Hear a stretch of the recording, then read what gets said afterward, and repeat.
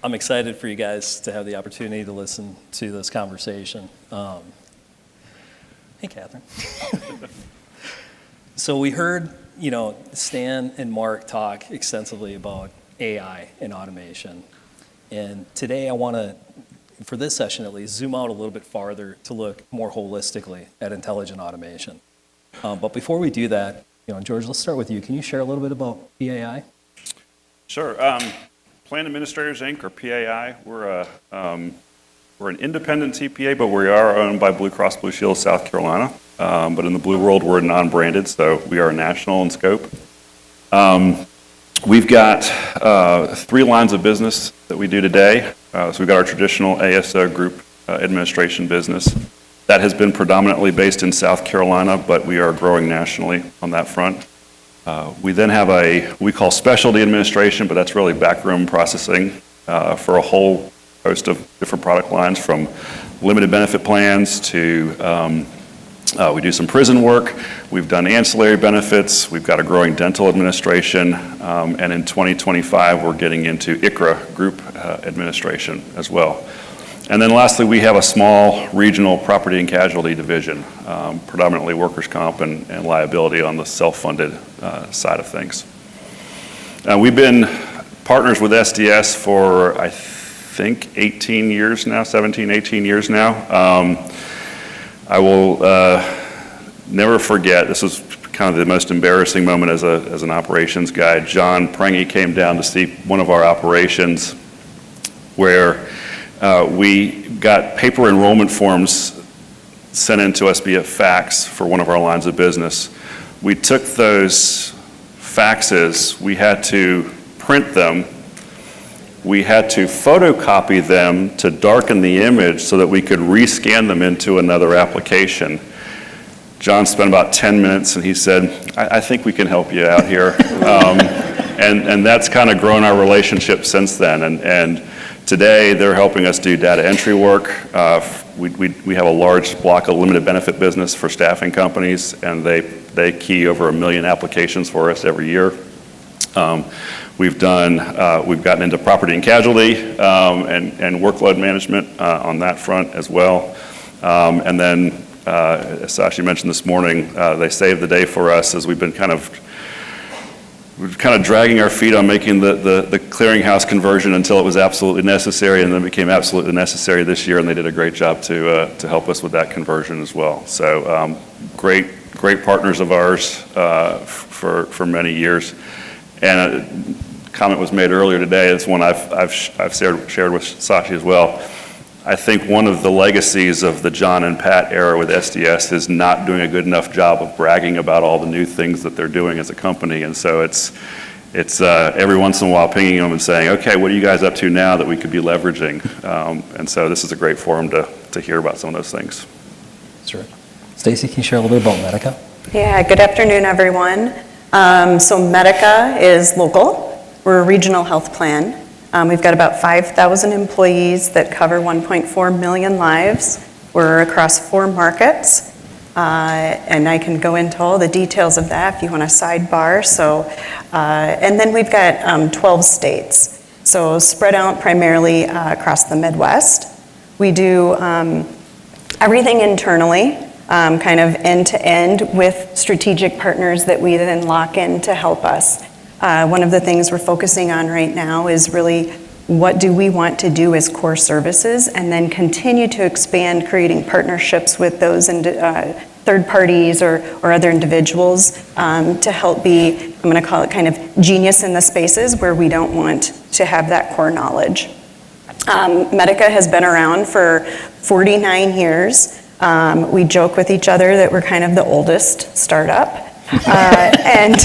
And I say that because we BPO'd out the majority of our work. It was just recently, within the last 10 or so years, that we actually started to process our own claims, started to pull things in-house as we continued to grow. Because of that and some acquisitions, we manage across 7 claims platforms, which is very interesting. It's quite a nightmare. And we're on kind of this transformation where we're going to come down into 3 platforms help us rationalize. So looking forward to that, and I'll share a little bit more about that as we talk more today. Thanks, Stacy. So when we think about automation, specifically in healthcare, it seems to be evolving very rapidly. And the big levers that seem to drive that include, patient outcomes first and foremost. But then there's also the operations component, right? We're trying to streamline these operations and ultimately reduce the cost so we can refocus those costs, right? So the first question I want you guys to expand on, we talked a lot about some of the key trends in a bunch of different areas, and I know Mark and Stan stole a bunch of the thunder this morning. So we're going to challenge these guys to expand a little bit. But let's start out. George, you talked a little bit about automated claims processing and machine learning, specifically in QC support. Can you talk about that a little bit? Yeah, so we got into kind of the robotic processing 7 or 8 years ago, and tried with some pilot programs to kind of targeting that low-hanging fruit of processes that were just kind of grind for the employees, easy stuff to program. I would say those early efforts have kind of done what they were supposed to do. We certainly didn't save a ton of money, but we also didn't spend any more than we would have spent with human endeavors. One of the things that we found with that is that when you use outside vendors in our environment with security concerns, that sometimes becomes a challenge as you're trying to get through firewalls and so forth. And we thought human employees had problems with password resets. Well, the bots really have problems with password resets, it's particularly when you require it once a month. But we continue on with those projects, and they are getting a little better. As you mentioned, we are working right now on some workflow management, a new workflow management process with another partner of ours.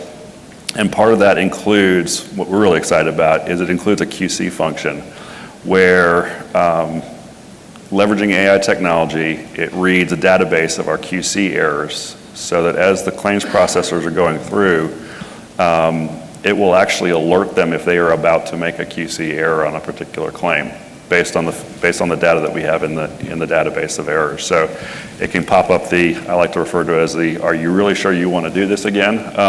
kind of error message, and so that we can try to catch some of these things up front before the claims go out the door.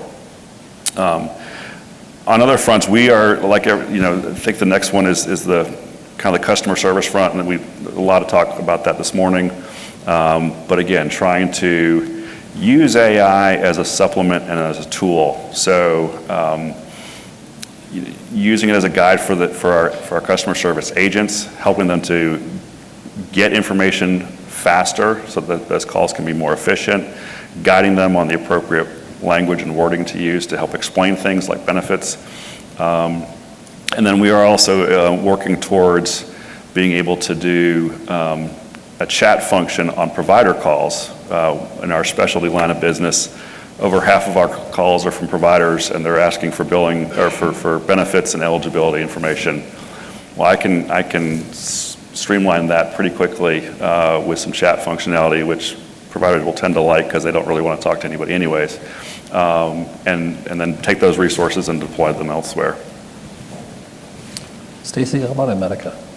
Yeah, so from a claims perspective, interesting to talk about the quality component. What our quality team has done is they've partnered with a third party, and we have reduced our quality analysts by half, and it's all focused on the outcomes of the claim. And historically, it was until the end of the week or maybe the end of the month that someone got feedback.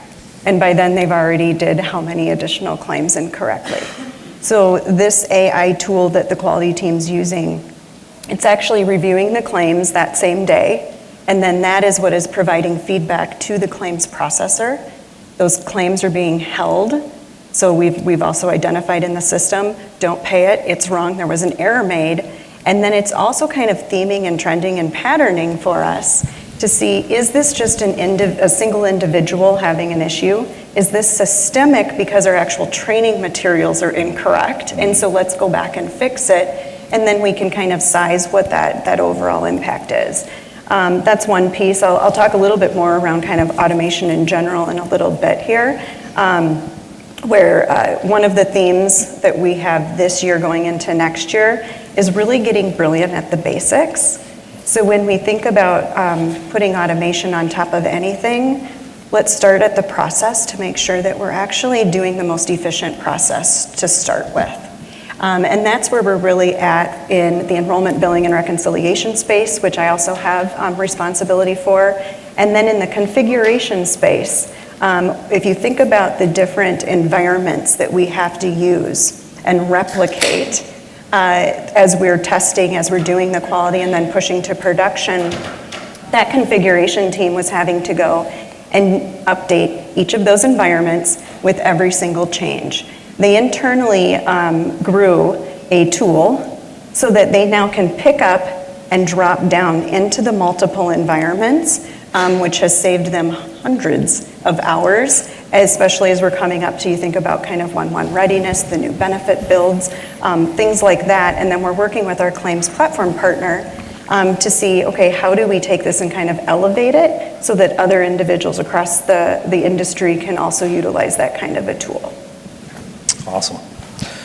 George, you, in our prep calls, we're talking about Pop Health and some of the AI-powered predictive analytics that you guys are leveraging. Can you expand on that a little bit? Yeah, so two fronts on that phase. One would be in the underwriting side, so self-funded, market's growing, a lot of groups looking to come out of fully insured plans to a self-funded plan, but they don't have access to their claims data to be able to get good underwriting on their stop-loss policies. And so partnering with underwriters who are leveraging AI technology so they can do a better job of doing the modeling on the stop-loss based on limited data that they do have, and giving those clients a better opportunity to move to a self-funded plan.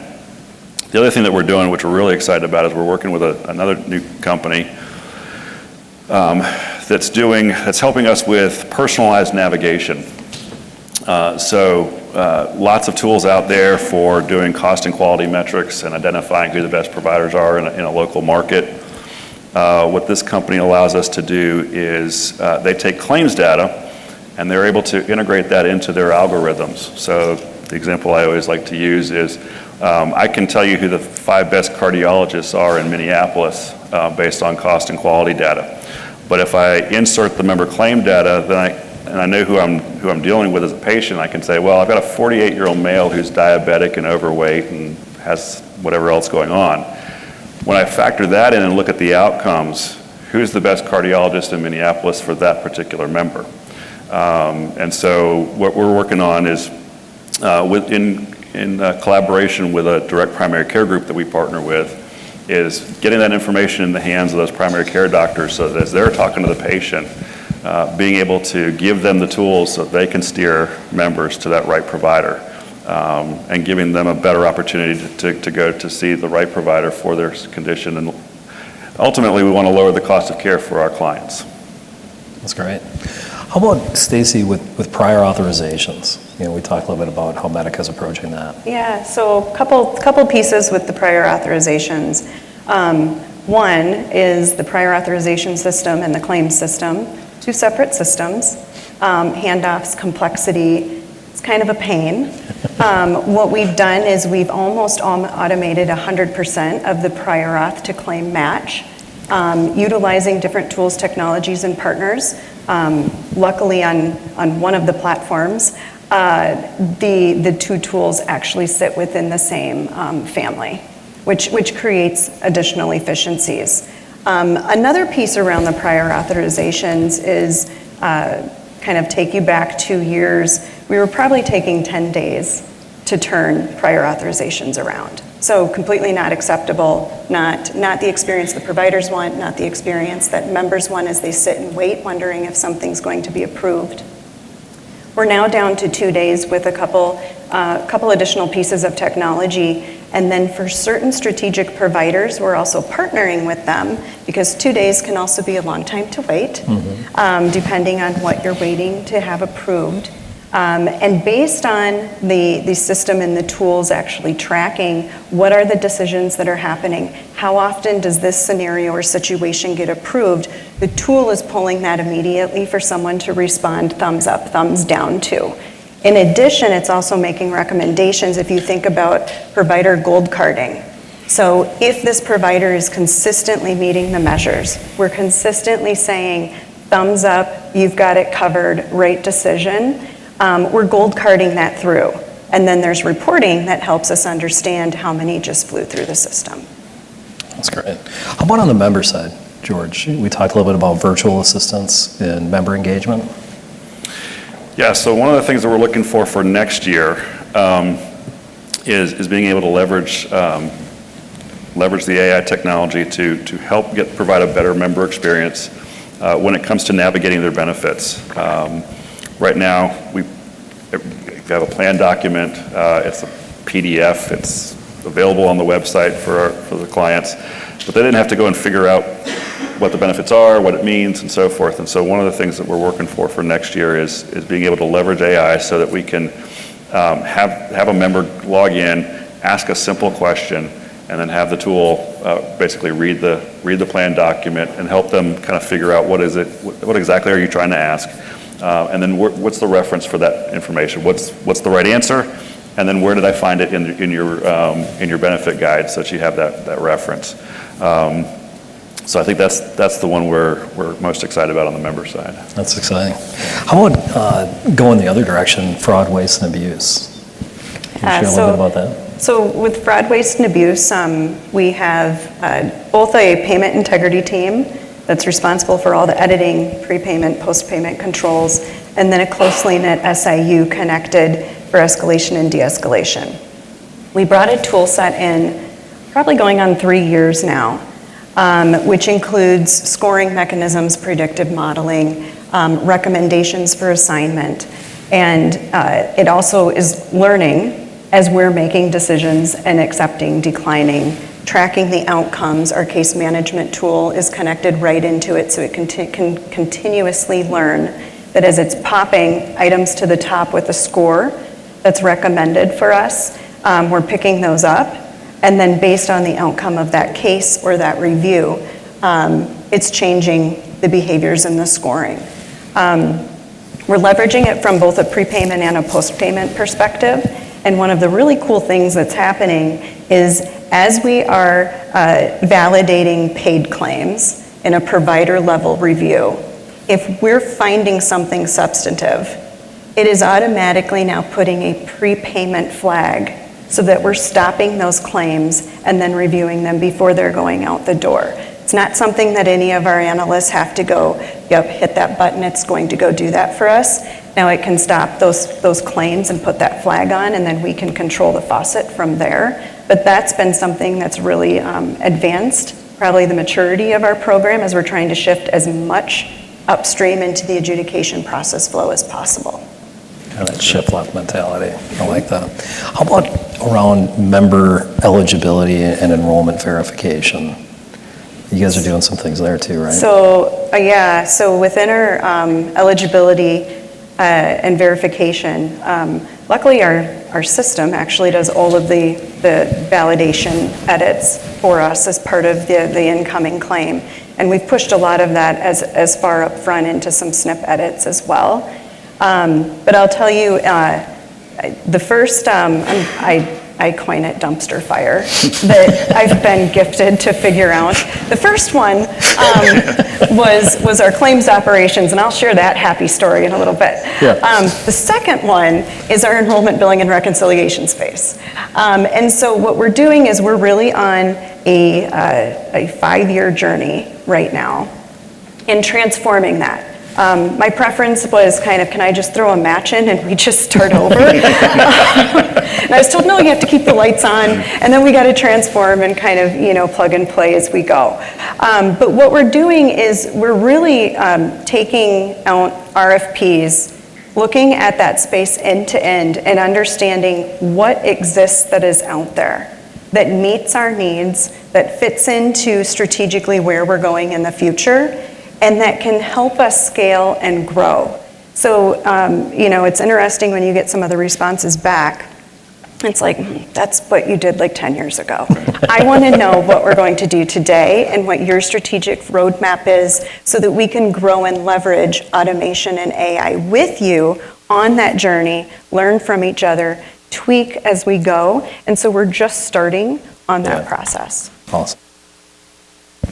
Are there some initiatives that either of you are focused on right now that you could share a little bit about what either you have achieved to date or what you're hoping to achieve with those initiatives? You want to start, Stacy? Yeah, I'm happy to start. So this is where I get to tell you how I cleaned up the first dumpster fire. So about 2021, claims operations, and I'm going to speak specifically to just one platform that we have, which will become one of our primary platforms as we have this migration journey over the next 5 years, but we know that platform migration is more like 10 or plus. But when I took the claims operations space over, we were sitting in what was 60 days work on hand, $1 million in interest payment going out, a rotating door of disgruntled employees, call center numbers that were completely insane and for good purpose. And what we did is we started to mine and understand what are the driving factors, what are the issues. Let's use data from the call center. Let's use our denial rates, our appeal overturns, all the data that we could. And then we started to isolate that into patterns. And then we started to stand up what was a cross-functional team across the organization. And for any of you who have worked in any of the operational spaces, a lot of times it's, this is your problem, go fix it. When it's not a claims problem, most often it is an enterprise problem that you have to solve.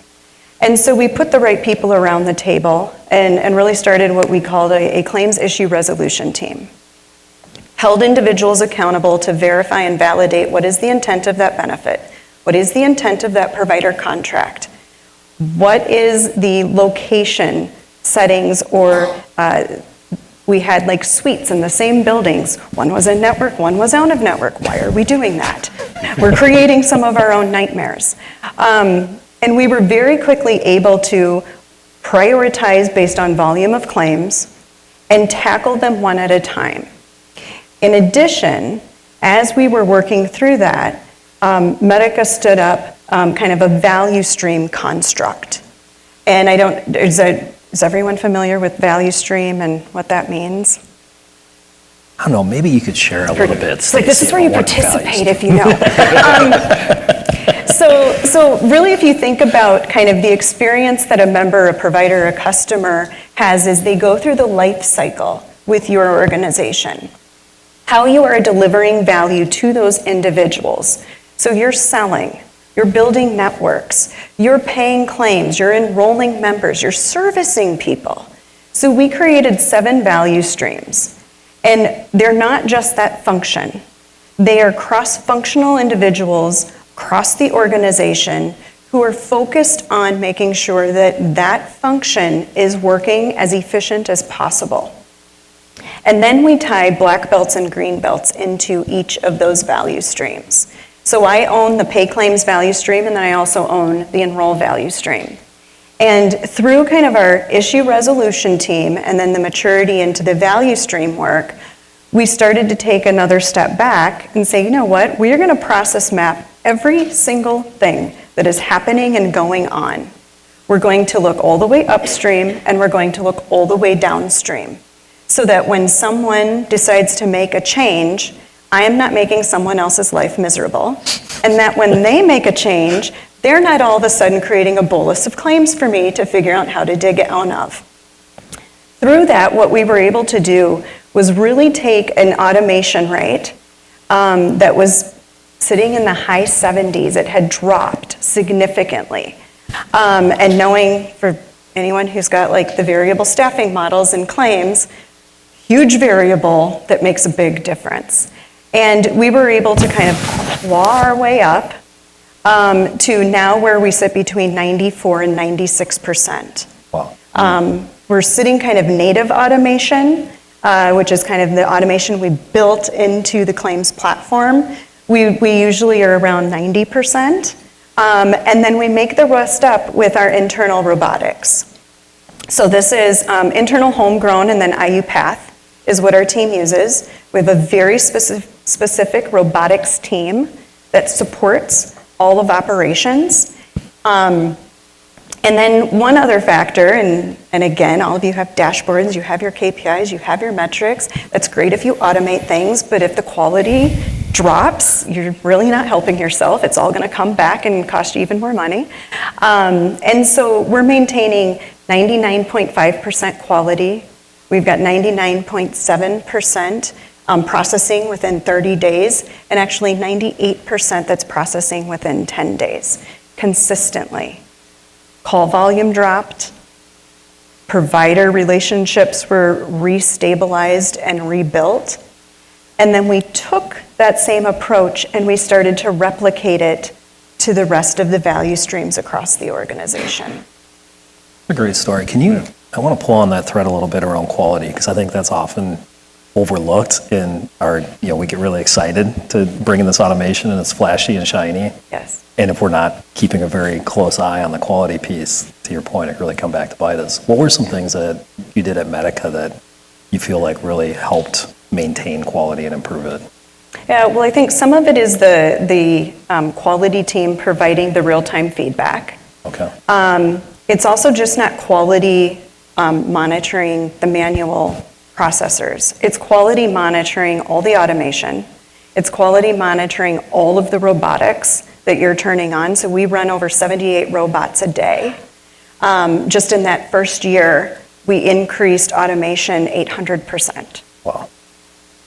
So you've got to watch each of those pockets separately, and then you've got to be acting almost immediately, same day, and going in, tweaking, re-educating, having educational campaigns. Because it feels like if you don't get that really immediate feedback loop, that it just kind of exacerbates the problem, right? You create a bigger problem. Yeah. Thanks for sharing that. George, what are some of the initiatives and outcomes that you've been working on? Yeah, so we're a much smaller organization, and not nearly as far along as Stacy's team is. But one of the things that we did this past winter was really kind of try to set the stage for getting there.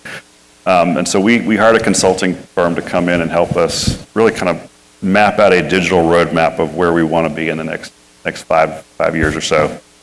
And one of the things that came out of that was the fact that we really weren't ready for all of this new technology, that there's a lot of foundational work that we still have to do to get ourselves in a position to take advantage of it. And so a lot of that is things like making sure we've actually got every single process documented, making sure we know all the integrations of our architecture, developing the right culture within our organization to kind of be open to taking on these new initiatives and new technologies and so forth.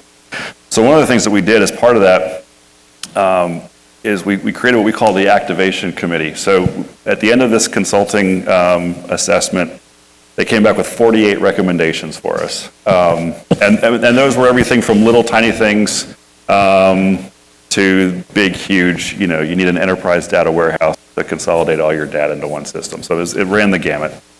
As a senior leadership team, we took those recommendations, we all kind of came together and filtered them down and came up with a top 10 list of things that we thought were immediate things we needed to do as an organization.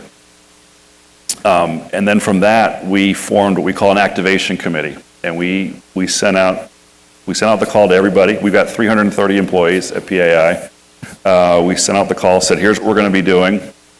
We're looking for volunteers who want to serve on these committees. Your job in this committee is to kind of shepherd through these low-hanging fruit initiatives throughout the organization.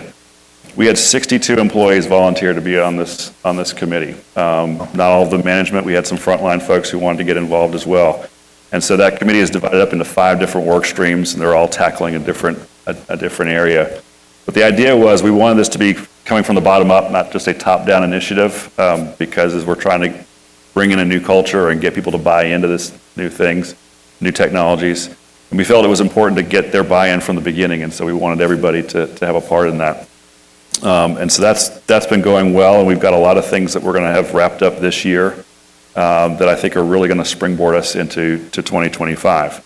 So I've touched on the things that we're doing with partners in terms of personalized navigation, workload management, the quality component. The other thing that we're piloting right now with the same company that's helping us do the personalized navigation is some appropriateness of care review, which is leveraging AI technology. It's leveraging access to the big, huge claims database that everybody has to say, okay, I've got this claim from this specialist for this diagnosis code. Do I see other specialists following the same procedure? And what's cool about this is that, before all this technology was available, from a realistic standpoint, you had to set a dollar threshold or a really high dollar amount for a review because you just couldn't review everything. You had to pick a number. Usually it's a high number. You went after the really high dollar claims and did a review. With the new technology, we can set that threshold at $1,000 as opposed to $100,000. And what we're finding is there's a big, huge chunk in kind of that $5,000 to $15,000 charge that really isn't appropriate, that was kind of flying under the radar before we had access to this technology. And what it will do is, on a daily basis, as we adjudicate the claims, it's running through overnight, so we're not delaying the claims processing. It runs through, looks at the algorithms, decides which ones need to be flagged. Those get pulled out for review. We request medical records. Could be appropriate. Could be a new way the doctor's doing something. So we don't just deny it, but we pull it out for review. The rest of the claims go straight through and finish adjudication. So we think that one's going to have some good impacts from a cost-saving perspective for our clients. That's awesome, George. I like what you said about the culture shifting, because I think oftentimes in leadership it's easy to forget that change management is a massive component of bringing in these kind of improvements, right?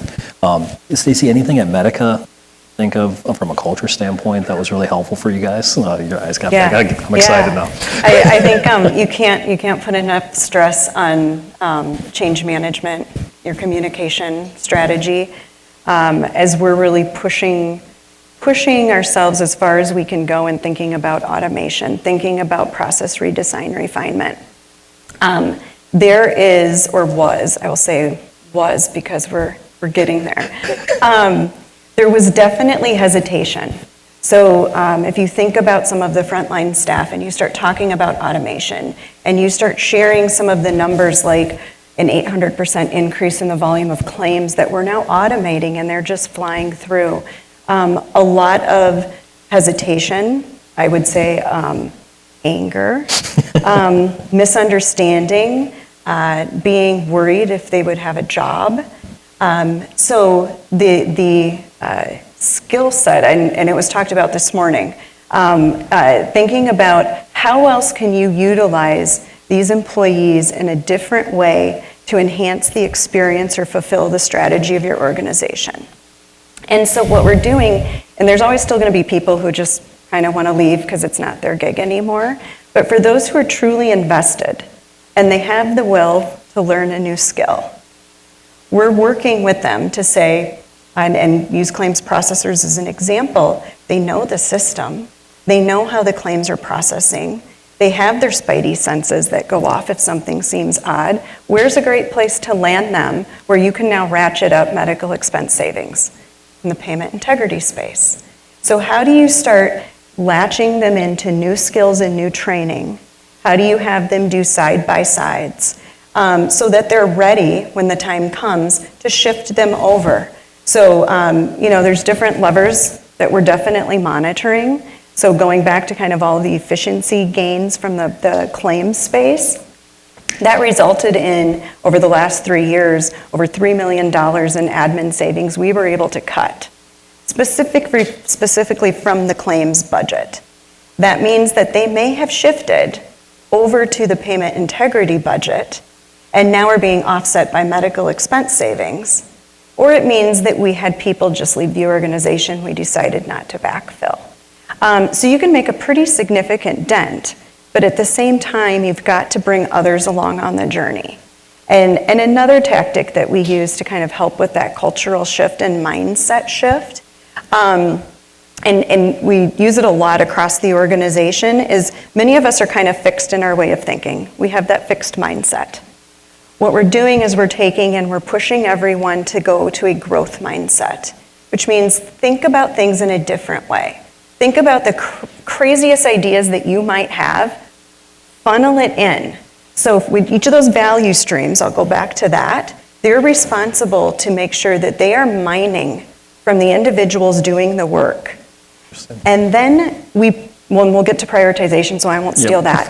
But as those individuals' ideas come in and actually come to fruition and go into production, and you can quantify what that impact was, whether it was an increase in the member experience, a decrease in regulatory complaints, whatever it may be, celebrate that in town halls, in whatever system that you have. We give kudos points away, and then you can go cash that in for things. But celebrate the fact that it came from boots on the ground who said, why do I have to do this way all the time? It's dumb. It's a waste of time. Why can't we do it that way?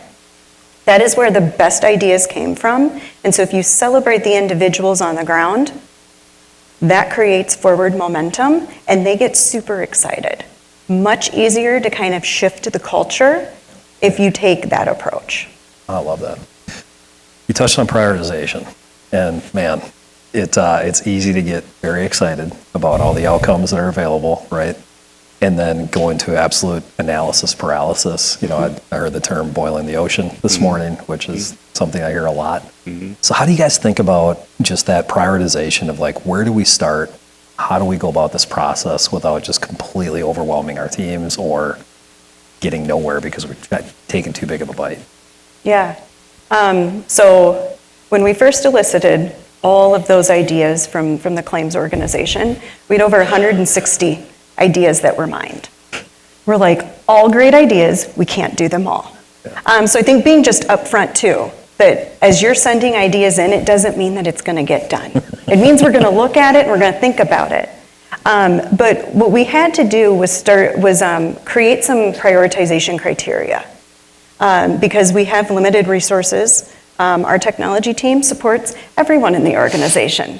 And in claims, you really can't do anything without technology, configuration, sitting kind of locked arms with you. And so, you know, we created this weighted scale. So, you know, is it a compliance, we have to do this, or we are in a lot of risk? Are we willing to take that risk? What is the ROI? Which kind of opened up a whole nother skill gap when we looked at our supervisors, our managers, and our directors. You're telling me that we should go and change this in the system. Have you sized it? How many claims would this impact? What does that translate to the productivity? What does that translate to the administrative savings? So we had a whole campaign around helping people understand how to quantify ROI so that when you submit something, you have to understand what those financial benefits are, which then also was part of the scoring criteria. What is the time to implement? What is the time to build? All of that was factored in, and then those scores created a recommendation. That is done by each value stream. So going back to kind of the shared services that we all have dependencies on, great, each value stream has their list. What about at the enterprise level? So we have to make sure, and we now have an enterprise prioritization committee. Each of those value streams go up to that enterprise prioritization committee. Those individuals look across the value streams and they're looking for dependency, sequencing. What else is aligned or misaligned with our migration schedule? What else do we have as large strategic projects that are either going to intersect or support and supplement and help those large strategic initiatives?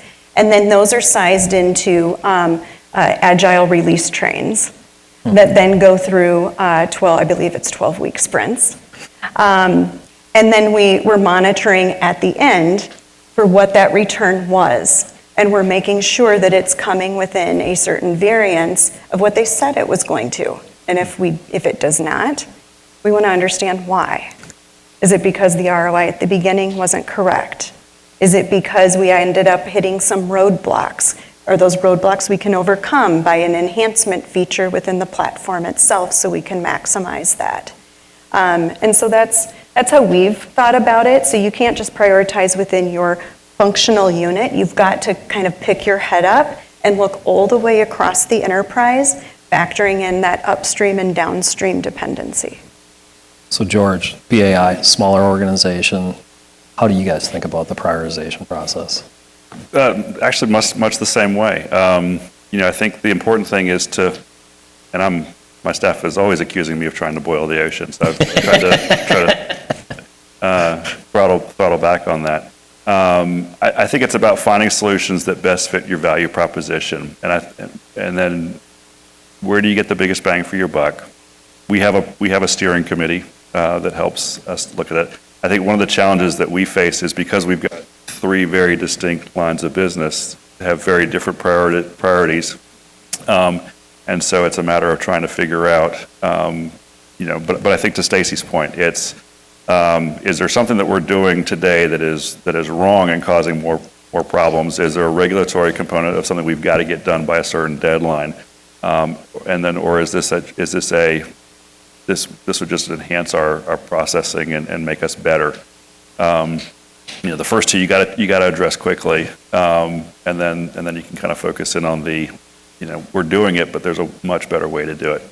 But I think again, starting from getting those ideas from our frontline employees, we refer to it as the grind. What is causing you grind? What are those things that you think, the things that you're doing on a daily basis that you sit here and say, there's got to be a better way? Well, tell us what that better way would be. And then we have a process to funnel those up, and then it goes to a steering committee. Awesome. So last question that I want to wrap up the session with is looking forward now, next 3 to 5 years. What are the things, I love the conversation that we had in the prep meeting, we're all smiling. What's on the horizon for you? Yeah, so the joke is I laughed at this question when they first presented it, because I'm sitting here thinking 3 to 5 years. I mean, with the advancements that have happened in the last year, my mind, simplistic as it is, just can't fathom what we're going to have 2 years from now, let alone 5 years from now. And so that just kind of freaks me out. And then after dinner and hearing some of the things that Dr. Castro was talking about, it really freaks me out. So I'm going to focus on kind of the more immediate, that's a little safer. For us, it's about, and the other thing that I think is, particularly for a smaller organization like ours, the challenge becomes, when do we make an investment? Because then you have the fear of, is what I'm investing today, which for us is going to be a significant amount of money for whatever it is that going to be obsolete in 2 years? And but if I don't do it, what's the risk from a business standpoint? Am I going to be so far behind the competition that I'm not going to be able to compete? So I think from a general standpoint, our focus is on member experience, provider experience, predictive analytics. How can we have a positive impact for our clients on the outcomes of the care that they're receiving, and lowering the cost, whether that's on our self-funded side or whether it's our BPO side of things? How do we lower their costs? And then I think there will be things that kind of come about. Like as we were talking at dinner last night, as a TPA, we have a bunch of jobs that are like single person jobs. And you have somebody who's in that role for 20 years, and then they leave, and then you're sitting there going, oh my goodness, what are we going to do? And there's no way to train somebody new to take on that role. Well, apparently we've got technology that can comb emails, and it can comb all kinds of stuff and create a whole training plan based on what that incumbent was doing before they left. And so, if we can do that kind of thing, I think that'll be fantastic for a TPA. So that goes to, I think there's lots of potential. There's good and there's evil out there, but I think there is a lot of good potential that we can use to try to just make us more efficient. Stacy, how about at Medica? Yeah, so kind of taking claims to the next level. I remember when I got to Medica, and they took me into their call center real-time dashboard, which, multiple televisions, you could see everything that was going on. I'm like, this is awesome. Why don't I have that for claims? So I feel like now that we've cleaned things up, we've gotten it kind of ratcheted up, like as far as we can at this point in time. We'll always continue to look for additional automation improvements, but it's finding the right technology to pair with us so that we have that real-time monitoring. So if anyone has that or is using something like that, love to talk to you. But I really envision being able to watch all of the claims just flow through, understand where the bottlenecks are, understand if things are being misrouted. It feeds information back in so that it's coming back in with what did you uphold, what did you overturn, and you're understanding those trends and patterns almost real time so that you can go back into the system and make those fine tunes that same day. That's kind of my utopia of where claims operations can go. Shared a little bit kind of our EB&R, Enrollment, Billing, and Reconciliation journey. Just starting to put that dumpster fire out. We're on that transformative 5-year roadmap. We've got that kind of marked out. We've got the funding secured, and we know what we're starting next month and on and how that's going to sequence. And then kind of broader across the organization, one of the things that we're just starting to tackle is provider data management. It was mentioned earlier. I think it's probably a pain for all of us that we all can share horror stories with, and how you continuously update it, maintain it, keep it current, and then make sure that it's feeding everything appropriately and not breaking anything.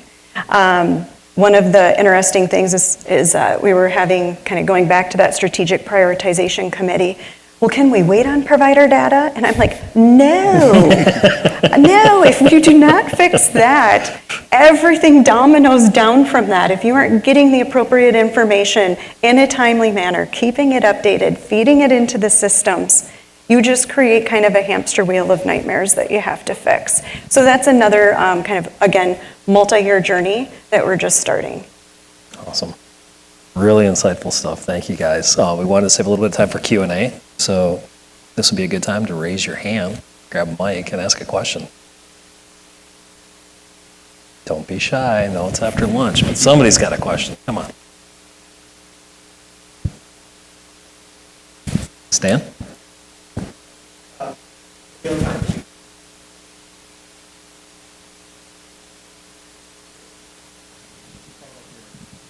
Scanning and identifying claim scenarios, and then presenting that to the agents or whoever's processing. Just kind of curious a little bit more on how that was implemented, or what you're using to be able to do that. So we're partnering with a company that's allowing us to do that through workflow management. It is patched into a database of QC errors. So as each week when we're doing our quality control reviews, loading in those errors into the database. And so in real time, as the claims are going through the system, if an adjudicator is going to put in a remark code that's an inappropriate one for that particular claim scenario, it is real time reading that database and putting in an alert to the processor to say, are you sure you want to do this? Obviously, that's dependent upon having the data in the QC. So it will continuously evolve as we continue to, we've been using the database for a while before the implementation, but the more we add to it, obviously the better it will be. Another question? We've stunned them into silence. That's gang. it? Mission accomplished. Oh, Christine's got one.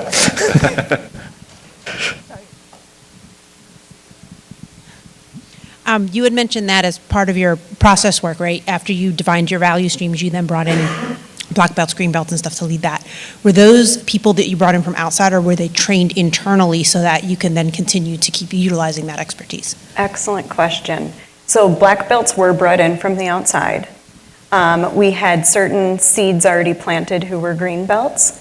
But then what we have about every other year that happens now is we look to those operational leaders who, again, have the will to learn something new, have that continuous process improvement mindset, And we ask for volunteers of anyone interested in then going through a training program. We partner with a local university here, and they're able to secure their green belt. So we're growing our green belts internally. If those green belts are interested in advancing, we'll work with them, and then bringing our black belts in from external. Fantastic.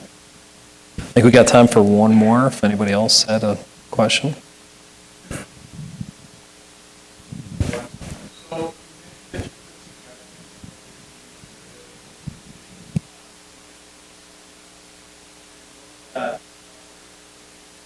Enterprise may have different.